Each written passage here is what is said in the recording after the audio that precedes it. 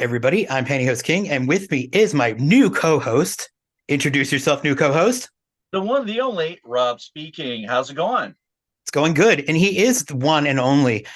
They have stopped making clones, and he is the only one here. So, congratulate him on that. Well, well. Now, when I came about, they broke the mold, and then it's like, oh, damn, we can't make any more of these, man. Why would we? So, what kind of Okay, so just so everybody needs to for a need to know thing, we both kind of decided we were going to go with shiny hosts today. So I got mine on. But what are you wearing?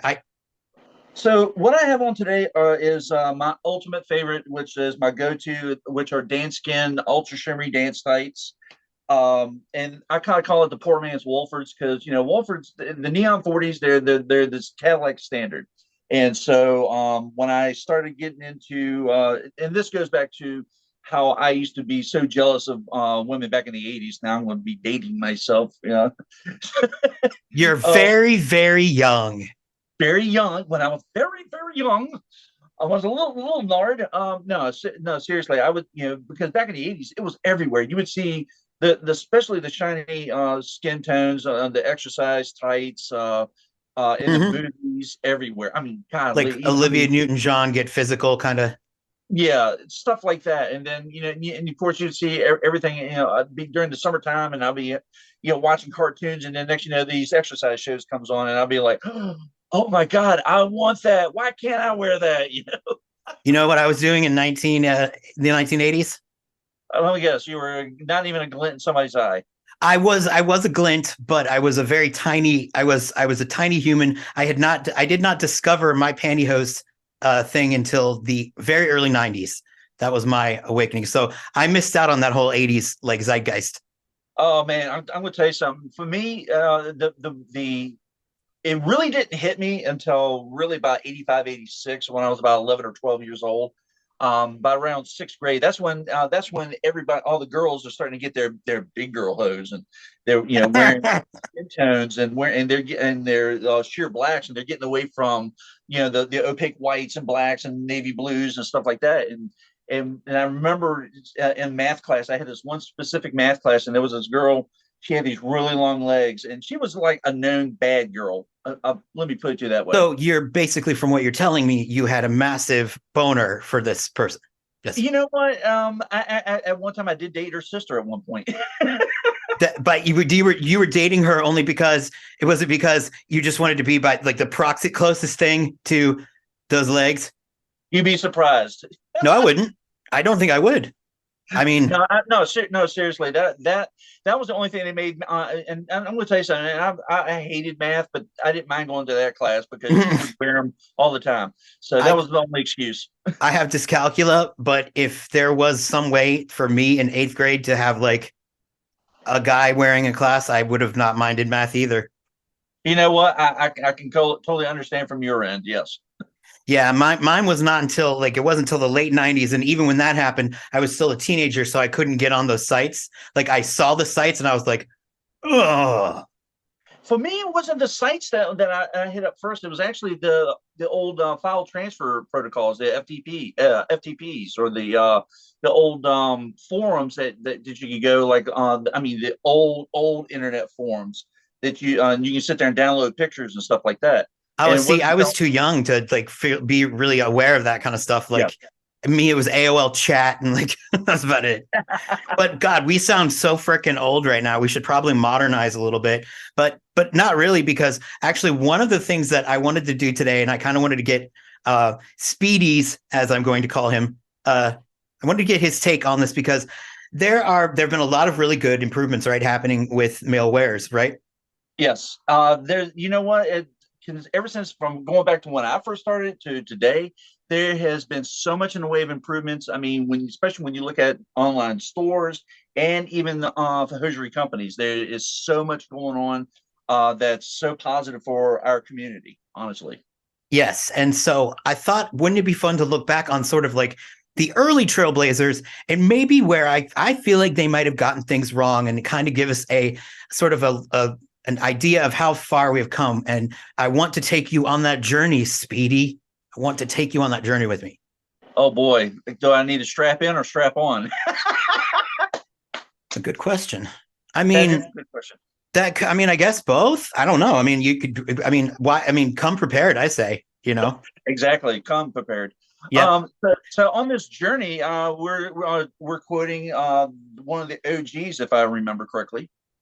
Yes, he is one of the OGs. Although, interestingly enough, I've not seen him in anything lately. This is the very he described himself as a very fearless blogger. Steve Yep. from Nylongene is the Yes. person. So what I'll do is I will share my screen with you, and you will be able to go along. It'll be like, that Disney sing along wherever you follow the bouncing, Mickey head or whatever that thing was. I forgot what that stuff was called. I was like, I can't remember. Okay. So can we see the screen? Yes. Okay, good. I'm going to hide my bookmarks because I don't want everybody to know what a filthy degenerate I am. You degenerate.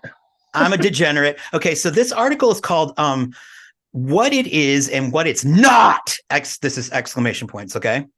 So he writes, I posted a comment on an article in Men and Tights on Man Couch, a blog about stuff guys like today. And with all the buzz going on these days about topics of men's legwear, I thought my comments might be useful to repost here on Nylongene. They may prove useful in helping those who read superficial treatment of men's legwear trend. Okay, get past some of the misconceptions out there. Now, so far so good, right? So far. Okay. We generally fear or mock that which we don't understand. So let's take a look at what Pantyhose, and I know how you feel about that. I hate that name. God, I hate that name. Now, I kind of enjoy it. I think it's catchy, but why do you hate it? Okay, so why don't we have to sit there and just call it Pantyhose, or man, like this, like saying broderie.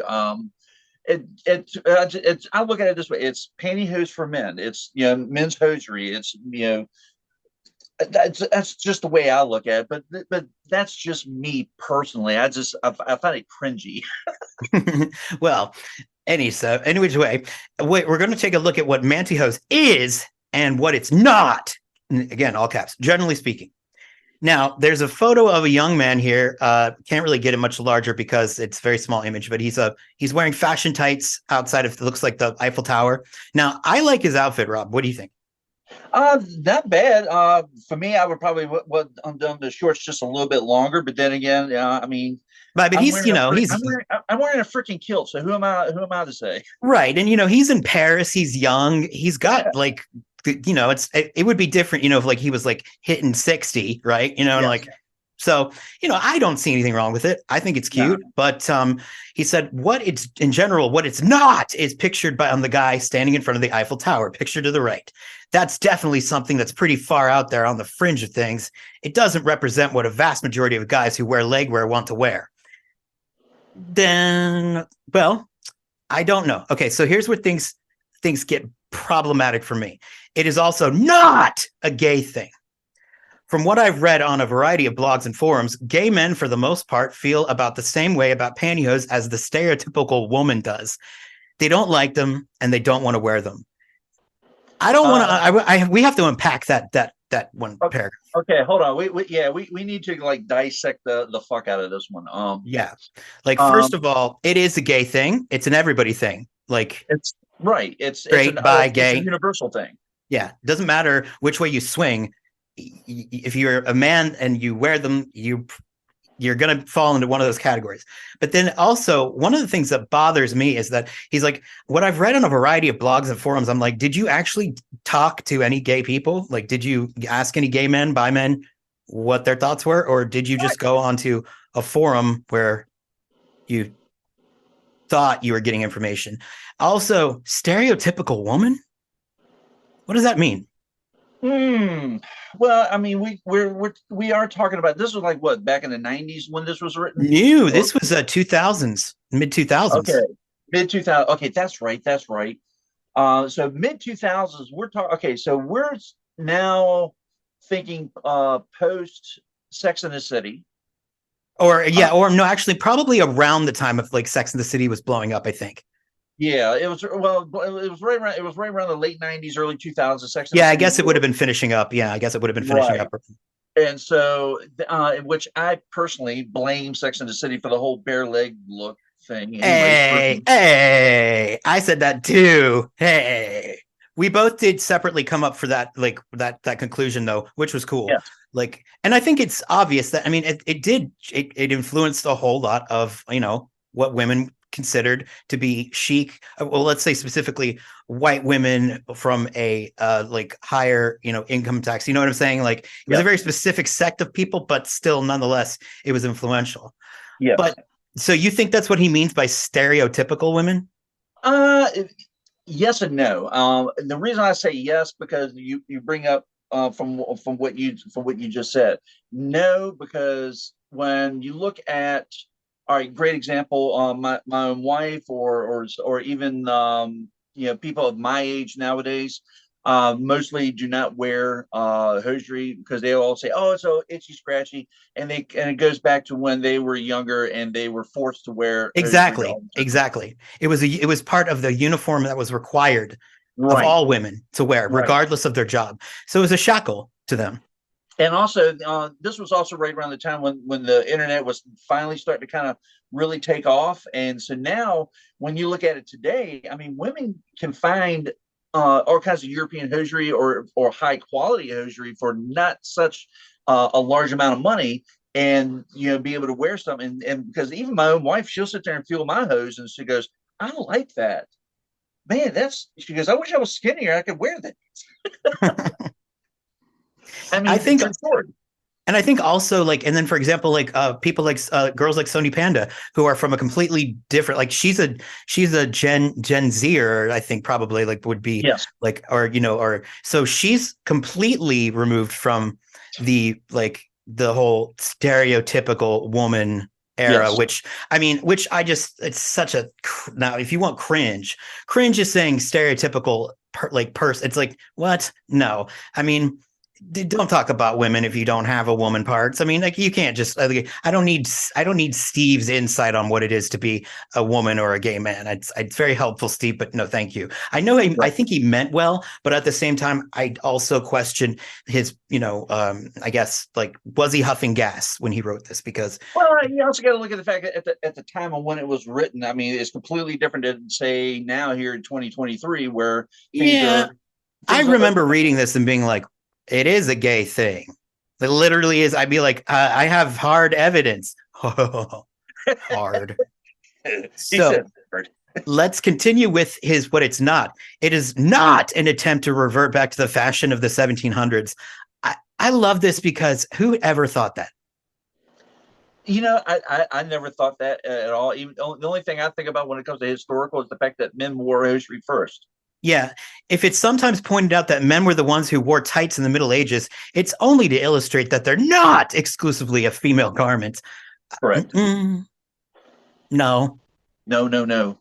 And to kind of add on to that, I mean, when you look at even today, you see more men wearing them, and even not just whether well, you see a lot of them wear their under their garments, but you see Yeah. a lot more Renaissance fairs coming out. So you got people who are dabbling into that. You get more into more elaborate costumes, cosplay, and Mm-hmm. good gosh, I mean, I could go on honestly, but that's just an example of how it's happening today. But it doesn't always have to harken back to history. The only thing you got to look at from history is that men made it first. We wore them first. We did it first. Come I mean, on. yeah, it's like, and not to take anything away from women, but like there's nothing there again. If you look at them, it's like, what is exclusively female about it? Everybody has legs. They have the holes for legs, and then there you go. So Yes. Steve continues, it is not a secret desire to cross-dress either. Guys who are wearing the male hosiery on the market today, which does come with a fly, by the way. So I guess Steve is very against wearing pantyhose that is not male or like doesn't hold anatomy properly, which you're missing out, buddy. They aren't typically combining it with other female items to start dressing as a woman. Again, wrong. I There see are where wearers he's. out there I who see where cross he's dress. coming.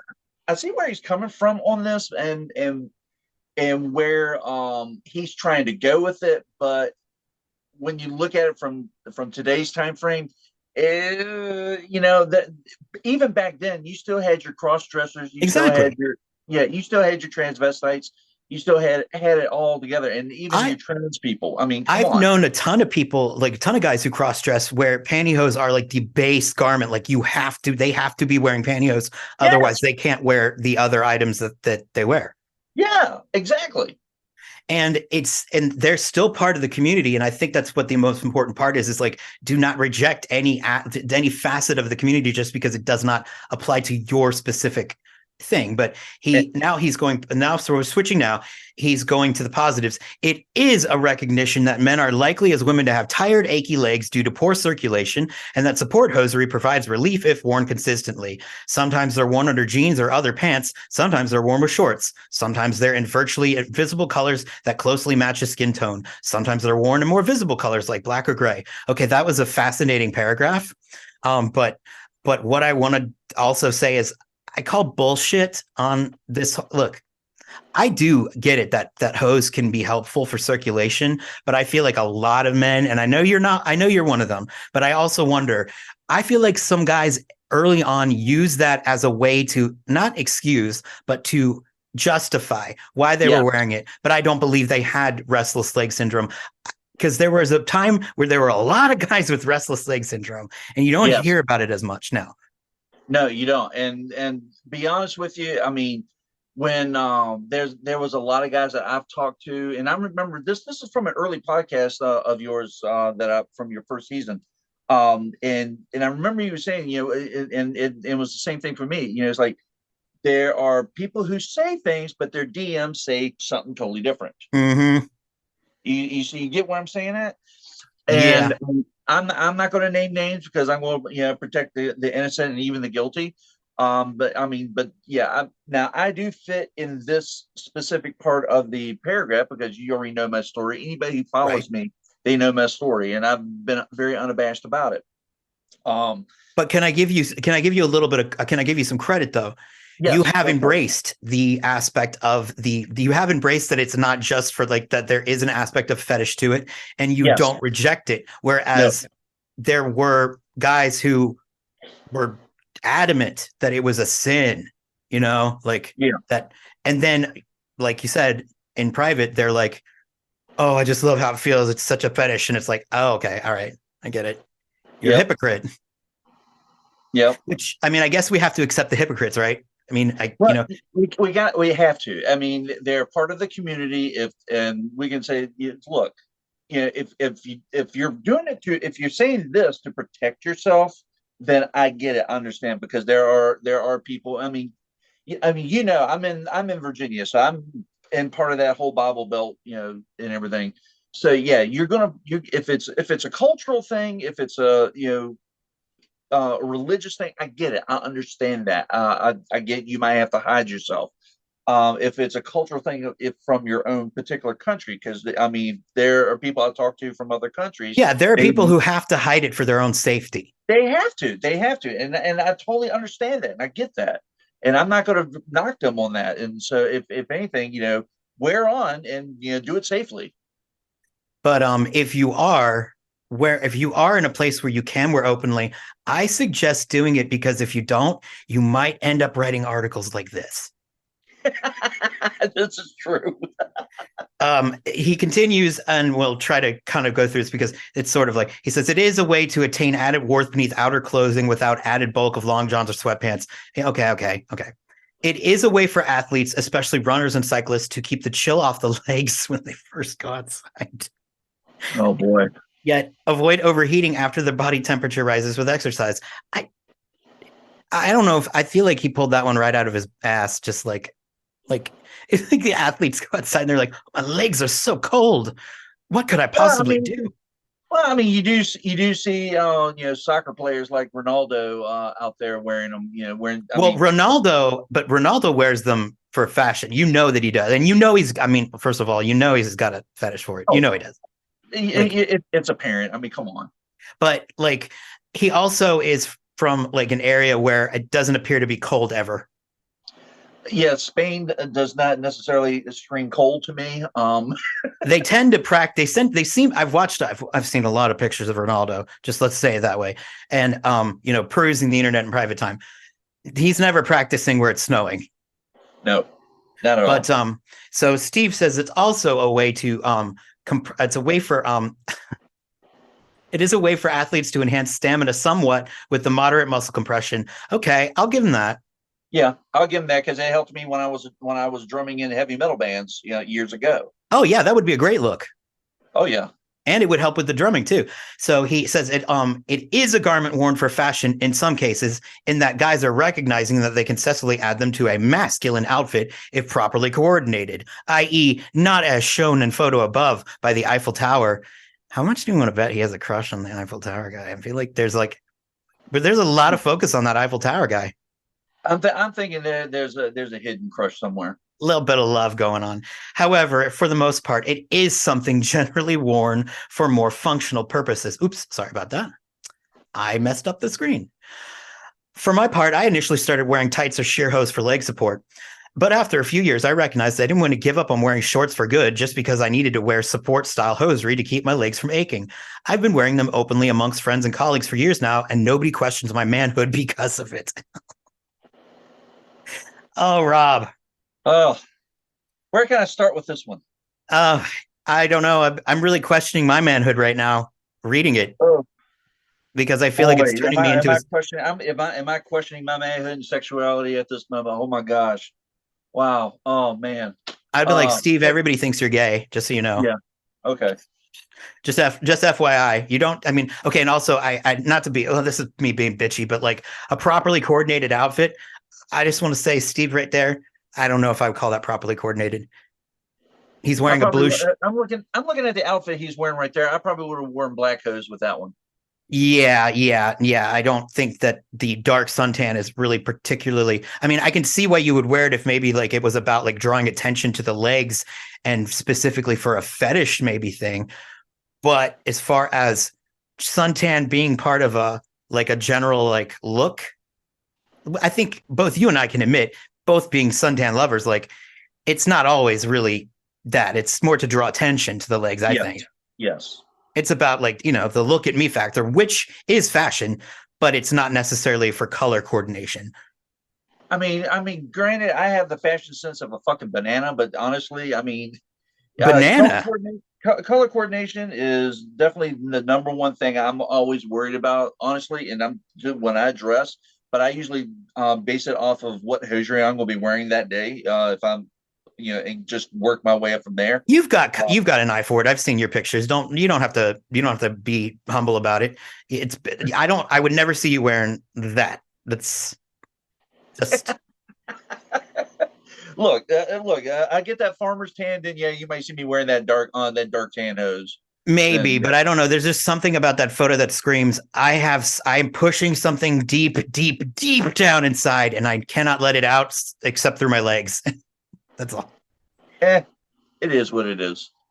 I know I'm being hard on the guy, but I do truly wonder where he is, because he was so vocal.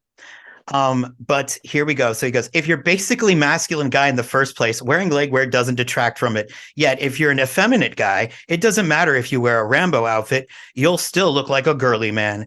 Oh, come on. Hold on. Flag on the play. Yeah. Hold on. Yeah. Hold on. No. Yeah, and that was when I remember reading that article, that original article years ago. And I saw that. I was like, "Whoa, wait a second. Where is he coming off saying that?" Honestly, honestly, yeah.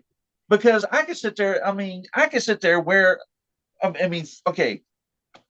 Great example. Just today at the memorial service, I was in my support hose.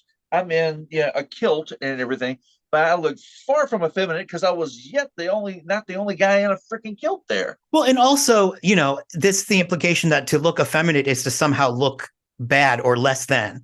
Like, yeah. It's there's women like look effeminate. There are men who look effeminate. It is not a something that is assigned. It's just how someone looks. And a girly man, it's just like, all right, dude. So I get how you feel about women as well. Like, right. women are less than, because if you're a man that looks like a woman, well, then we all know what that means. But the problem here is that I just love that he thinks that he's somehow like, I don't know, he's Jason Statham or something. Like, The bald head does not give you the right to call yourself Jason Statham. Sorry. no. Oh God, Jason Statham though in pantyhose. Don't get me started. Okay, so right. Yeah, we're going to end up going down that road. I mean, I don't think anybody would have a problem with that, and if you do, I have a problem with you.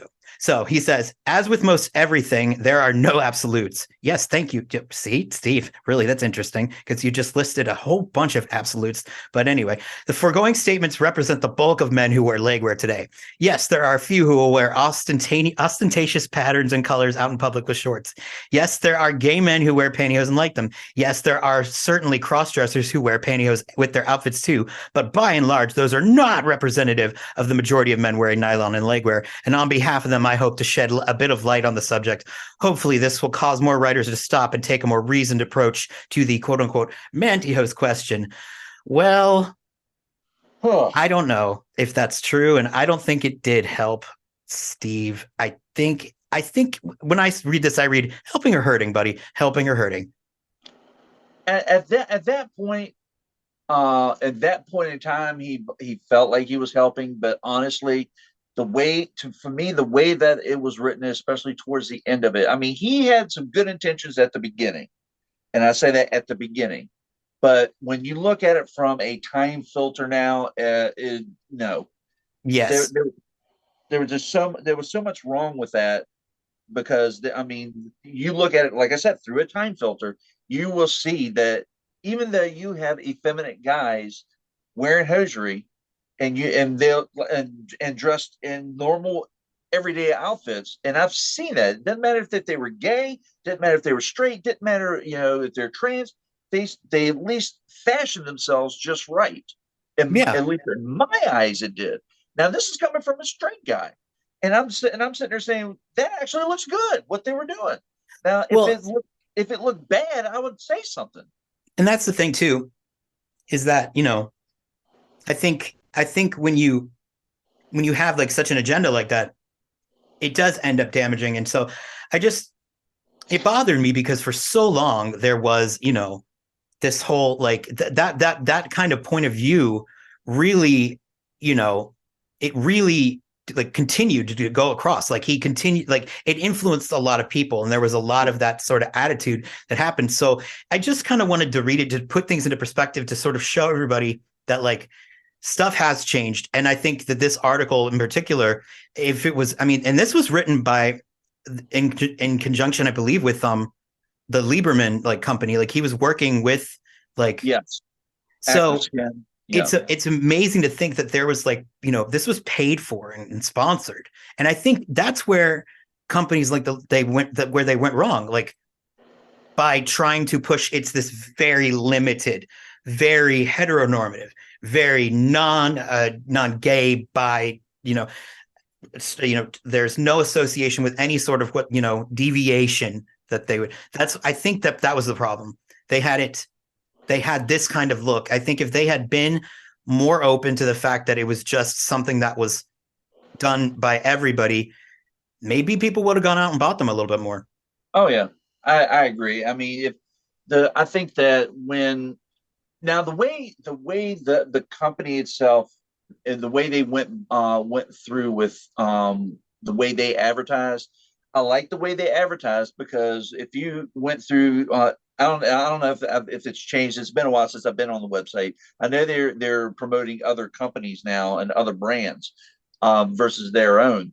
But when you looked at some of the advertising that they did within the website itself, I mean, they included both men and women. So you saw, togetherness on that, and a little bit of everything, which was great.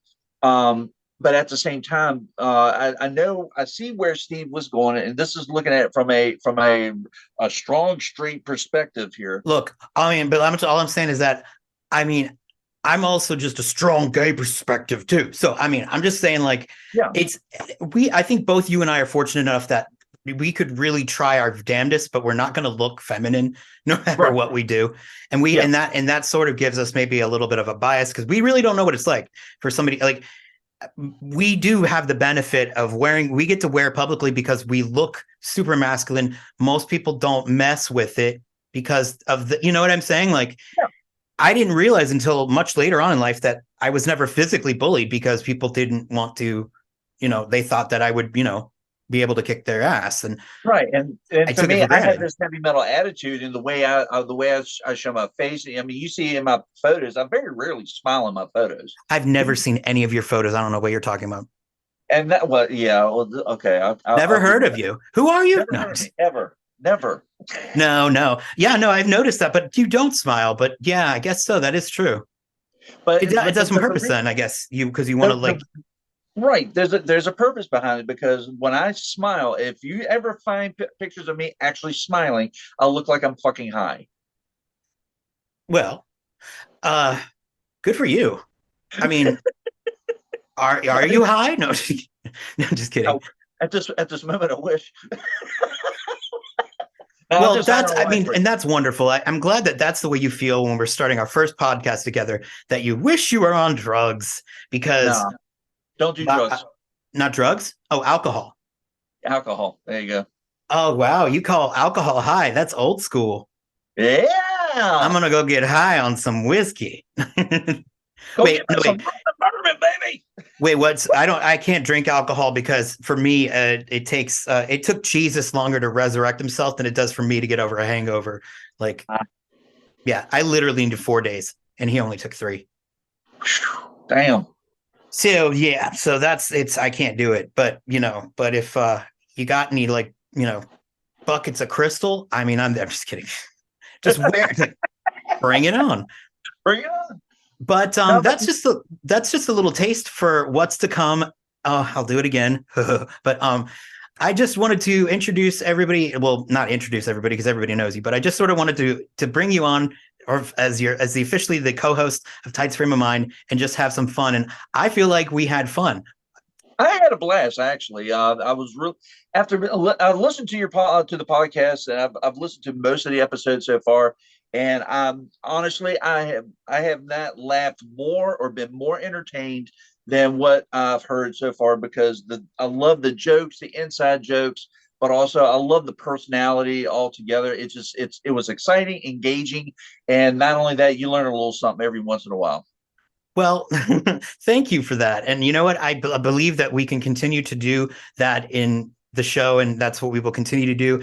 We're going to continue to have people on as guests. I've already got Sony Panda lined up for June, so that's exciting. Awesome. She'll be coming on for her second appearance in June, and got a few wares that I haven't locked them in yet, but they're prominent in the community. We're going to have them on, so there's going to be fun contests. There's going to be little things like this where we read stuff and kind of goof on it, and also anything that Rob brings to the table, which it's going to be fun. It's going to be filthy fun. Filthy fun. But that's all I have for today. Do you have any other things you'd like to add?